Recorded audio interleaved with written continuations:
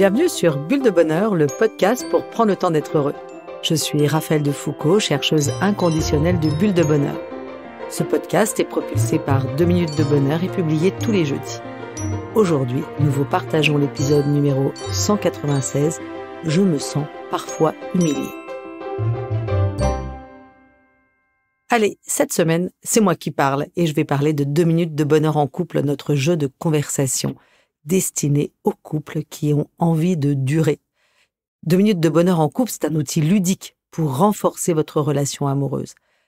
Grâce à mon expertise et mon travail de thérapeute de couple, je vais pouvoir vous aider et vous accompagner grâce à ces cartes à travailler tous les fondements des couples heureux. C'est l'occasion, grâce à 2 minutes de bonheur en couple, de découvrir en 2 minutes seulement de nouvelles facettes de votre partenaire, le tout en partageant des moments intenses de complicité. Pas de piège dans ce jeu. Les questions sont conçues pour susciter des émotions positives et pour mieux vous comprendre amoureusement. 2 minutes de bonheur en couple rappellent à quel point il est important de passer du temps de qualité en amoureux. C'est juste fondamental pour votre couple. Alors, pour tous les couples qui nous écoutent, si vous n'avez pas encore votre 2 minutes de bonheur en couple, et hop, partez vite le commander, soit sur notre site, 2minutesdebonheur.com, soit sur Amazon. À très vite. Oh là là, mais qu'est-ce que ça me chicote! Je n'assiste que très rarement aux événements de réseautage. Je m'y sens trop grande, pas assez jolie, ni intéressante. J'ai peur que personne ne vienne me parler, ou pire, que quelqu'un vienne et montre rapidement des signes de gêne ou de désintérêt. Je dis rarement ce que je pense, car je crains de déranger par mon opinion ou ma façon de l'exprimer, et alors j'aurais tellement honte.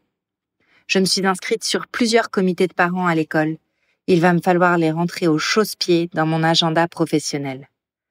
Je m'implique, sinon je risque de passer pour la mauvaise mère absente de la vie de ses enfants. Ma meilleure amie trouve ça complètement barbant. À la place, elle s'est inscrite à la Zumba.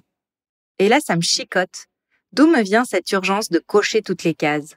Je sais bien que je suis loin d'être parfaite. Alors pourquoi je n'arrive pas à l'assumer? Dans notre épisode 117, Je m'ouvre à mes blessures intérieures, nous avons développé le concept des blessures de l'âme.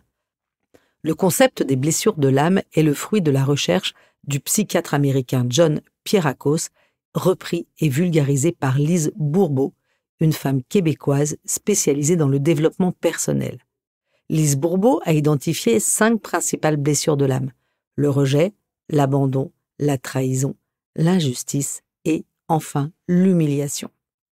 Pour rappel, les blessures de l'âme sont des expériences douloureuses que nous aurions vécues pendant notre enfance et qui continuent d'influencer nos réactions et notre personnalité d'adulte. Ces cicatrices sont souvent profondes et bien souvent enfouies, tapies et prêtes à ressurgir. Lise Bourbeau s'emploie à déconstruire cette croyance qu'il y a toujours un coupable à blâmer, soit nous ou soit les autres. Selon elle, plus nous accusons, plus nous nous accusons et moins nous faisons face à notre propre défi et plus l'expérience de la souffrance se reproduit. En revanche, si nous arrivons à regarder avec compassion la partie de nous ou des autres qui souffrent, alors les situations sont complètement transformées. Alors aujourd'hui, démarrons la blessure d'humiliation. Oh oui, se sentir humilié est une sensation qui est bien désagréable. Alors, comment s'en libérer? Revenons sur ce qu'est l'humiliation. D'après le Larousse, l'humiliation est le sentiment de quelqu'un qui se sent atteint dans sa fierté, dans sa dignité. Il en résulte souvent un sentiment de honte et une blessure d'amour-propre. C'est une blessure qui se réveille tôt dans la petite enfance lorsque l'enfant comprend que ses comportements gênent ses parents. Effectivement, l'enfant va comprendre progressivement les ressentis de ses parents par rapport à ses actions. Vous voyez l'enfant qui fait une bêtise, qui se tient mal, qui aborde un sujet tabou en public, et son parent peut lui renvoyer sa gêne et sa honte, voire l'accuser d'être par exemple un cochon, d'être mal élevé, ou de lui dire « ta réflexion est idiote » ou « tu ferais mieux de te taire ». Et alors l'enfant se sent humilié. Rappelez-vous aussi certaines punitions d'un autre temps qui avaient pour objectif d'afficher le mauvais comportement pour dégoûter l'auteur et le forcer à rectifier, comme mettre les oreilles d'âne quand on ne sait pas sa leçon. Dans tous ces cas, l'enfant se sent rabaissé lorsqu'il sent ses parents, son professeur, un adulte, essayer d'exercer un contrôle sur ses comportements. Lorsqu'il sent qu'on lui retire sa capacité d'agir, de parler, de bouger, comme bon lui semble. L'enfant enregistre alors que ses comportements dégoûtent, gênent et se sent humilié. Ce sont aussi des expériences qui se renouvellent à l'adolescence lorsque chaque ado exprime davantage sa personnalité. J'ai le souvenir de ma mère sortant avec moi dans la rue me disant « Regarde comment t'es habillée, tu me fais honte ». À propos de honte, revenons à ce que dit Lise Bourbeau qui fait bien la distinction importante entre la honte et la culpabilité. La culpabilité s'exprime lorsque nous jugeons comme mal ce que nous avons fait ou ce que nous n'avons pas fait. La honte, elle est beaucoup plus personnelle. Nous nous sentons mal par rapport à ce que nous venons de faire ou de ne pas faire. C'est ce qui nous pousse à accuser, à nous cacher. Lise Bourbeau nous explique que nous pouvons nous sentir coupables sans avoir honte. Cependant, nous ne pouvons pas ressentir de honte sans culpabilité. Par exemple, ma réunion s'est éternisée au boulot. J'arrive en retard à l'école, je me sens coupable parce que mes enfants sont restés tard à l'école et que je vais avoir moins de temps pour eux dans la soirée. Si le professeur m'accueille courroucé et me fait une remarque accusatrice, je vais probablement avoir en plus honte. Si le sujet de la honte vous intéresse, je vous propose d'aller écouter le podcast 141, Je ne peux pas plaire à tout le monde. C'est un podcast donc sur la honte qui est fait à base des fabuleux travaux de Brené Brown. Revenons sur cette blessure d'humiliation. L'enfant qui souffre d'humiliation, comme le dit Lise Bourbeau, il va développer le masque du masochiste. Comme vous le savez, le masochiste, c'est celui qui se satisfait de sa souffrance et qui la recherche. Celui qui se dit « le problème, c'est moi ». Alors tout ça, bien sûr, c'est très inconscient. Ces comportements, comme je le disais, inconscients, sont dirigés pour se punir avant que quelqu'un d'autre le fasse. C'est une manière de se protéger. Par exemple, c'est une personne qui, sous couvert de beaucoup d'autodérision, fait ressortir ses propres travers ou ses faiblesses.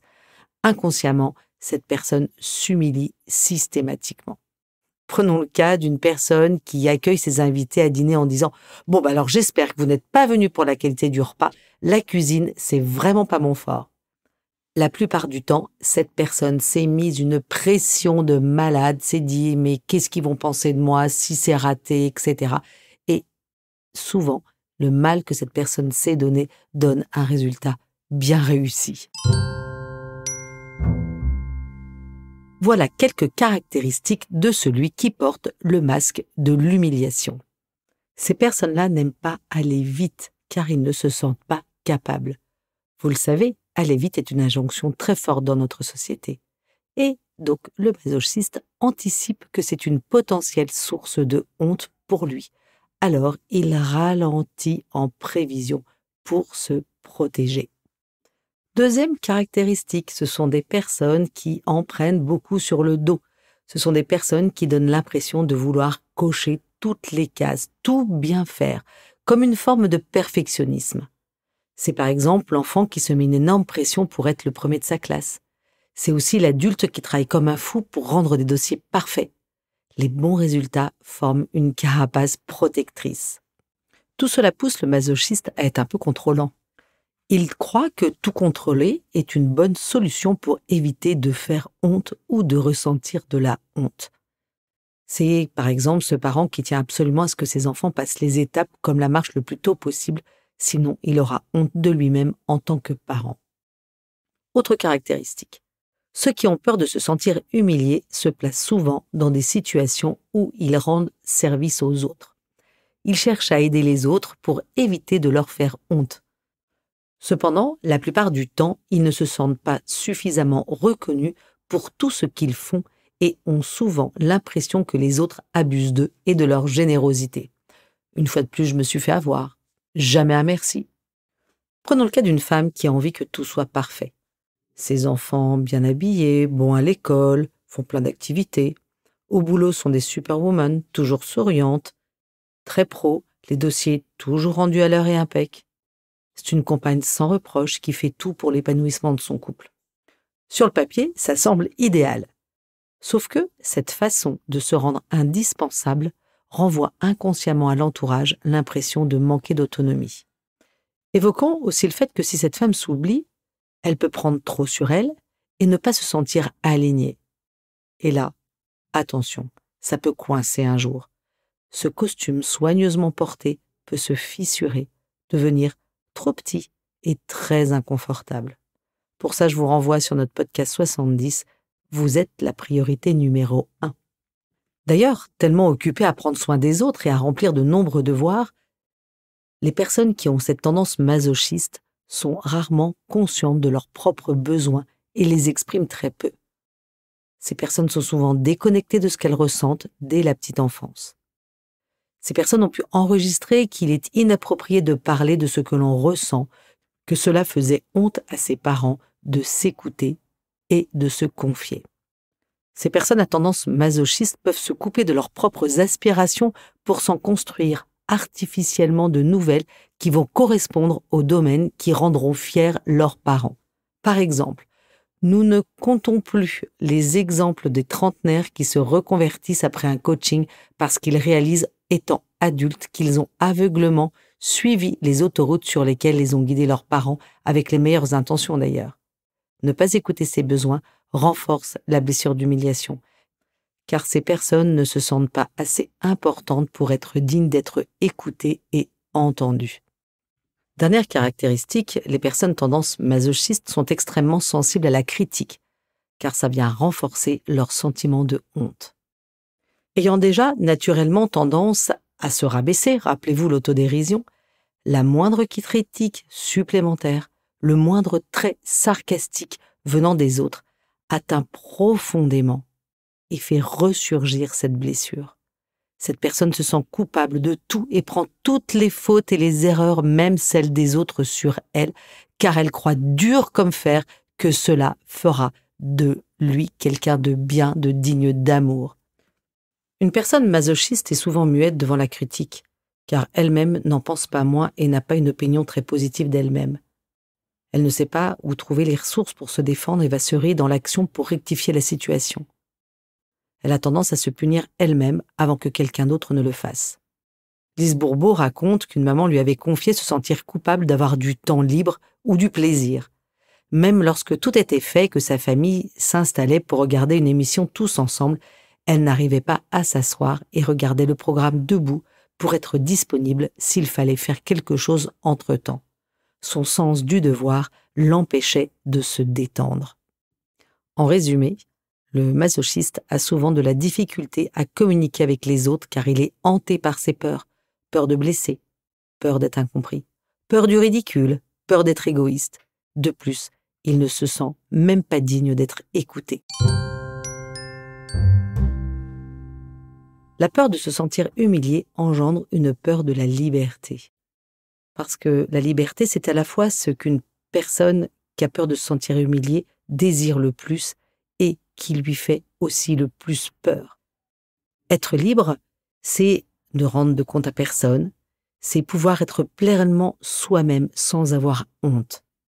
Les personnes qui ont la blessure d'humiliation ont souvent le sentiment d'avoir été privées de leur liberté pendant leur enfance ou leur adolescence. Ils se sont sentis brimés dans leurs sorties, dans leur activité ou encore dans leur fréquentation. Alors pourquoi peur de cette fameuse liberté ? Parce que lorsqu'ils se sentent enfin libres, les masochistes ont tendance à faire sauter tous les verrous. Ils se mettent à trop manger, trop acheter, trop parler. Or, dans ces moments-là, le regard des autres leur pèse particulièrement car évidemment ces comportements suscitent une certaine perplexité. Ils se sentent alors humiliés et de nouveau, ils ont honte. C'est pourquoi ils craignent la liberté car ils sont convaincus que cette liberté leur fera faire un tas de choses honteuses. Ils sont persuadés qu'ils ne sauront pas gérer. Voilà pourquoi ils remplissent leur agenda et leur vie d'obligations qui remplissent ce vide de façon appropriée. Donc, alors qu'ils souhaitent avant tout se libérer, les personnes à tendance masochiste s'enferment inconsciemment. De plus, Ils s'enferment dans des domaines ou des activités qui parfois ne correspondent pas à leurs besoins, ce qui renforce leur sentiment de ne pas compter. C'est un sacré cercle vicieux. Allez, je change de regard. Voilà le portrait complet que nous pouvons dresser d'une personne qui souffre de la blessure d'humiliation et qui met tout en œuvre pour s'en protéger, bien naturellement d'ailleurs, parce qu'elle cherche à éviter de ressentir de nouveau l'humiliation et la honte. Alors que faire? Si vous vous êtes retrouvé dans toutes ces caractéristiques de cette blessure d'humiliation, osez vous regarder dans ce miroir, mais osez vous regarder avec bienveillance et éventuellement prenez conscience que vous en souffrez, ou bien c'est aussi un bon moyen de relire les comportements de ceux qui vous entourent à la lumière de ce profil. Selon Lise Bourbeau, c'est l'étape la plus décisive et aussi la plus douloureuse de la guérison émotionnelle, mentale et physique. Reconnaître à quel point nous avons pu ressentir de la honte ou faire honte est parfois un choc. Pour y voir clair, vous pouvez aussi vous poser la question de savoir si, naturellement, vous avez tendance à prendre sur vous les engagements et les responsabilités des autres. Prendre conscience de sa blessure est nécessaire pour la deuxième étape de la guérison qui consiste à pardonner à soi-même et ou aux autres. Une fois ce pardon fait, vous pourrez enfin vous sentir digne d'être aimé, digne d'être entendu, digne d'être apprécié pour ce que vous êtes. Mais avant de faire ce travail de pardon que nous allons explorer bientôt, je vous recommande quelques épisodes à écouter pour entamer le travail. Tout d'abord, pratiquez l'autocompassion, notre podcast 39. Vous apprendrez ainsi à vous occuper de vous-même avec la même bienveillance que celle dont vous entourez les autres. Pensez-y, vous êtes votre meilleur ami. Deuxième idée, soyez vrai, podcast 78. Apprenez à faire progressivement tomber les masques et collectez ainsi les fruits de l'authenticité. Enfin, gagnez en autonomie, podcast 14. Vous pourrez ainsi développer votre écoute de vous-même et comprendre vos besoins. Allez hop, lancez-vous et stop à la honte. Et hop, je me lance. En bref, si je résume, la blessure d'humiliation, 1. fait ressentir de la honte, 2. pousse à contrôler, à ignorer ses besoins et à se jeter pleinement au service des autres, 3. crée la peur d'avoir trop de liberté, et 4. se guérit par la reconnaissance de la blessure, l'écoute bienveillante de soi et la reconnexion à ses propres besoins et désirs. À vous de jouer, chers auditeurs. La carte de 2 minutes de bonheur vous propose de faire sauter une petite obligation dans votre agenda de la semaine pour la remplacer par quelque chose qui vous fait du bien. La petite mousse cette semaine nous vient du grand écrivain japonais Haruki Murakami. Les blessures émotionnelles représentent le prix à payer pour être soi-même. Avec Bulle de Bonheur, prenez le temps d'être heureux. Merci pour votre écoute. Si vous avez aimé, dites-le nous avec 5 étoiles. Laissez vos commentaires et envoyez des bulles de bonheur à vos amis et partagez ce podcast. Inscrivez-vous à la newsletter en allant sur notre site 2 minutes de bonheur pour être notifié des prochains épisodes. C'est aussi très facile de nous trouver sur les réseaux sociaux, Facebook et Instagram. Il suffit de chercher 2 minutes de bonheur. Bulle de bonheur est propulsée par 2 minutes de bonheur, des outils pour créer du lien et prendre le temps d'être heureux.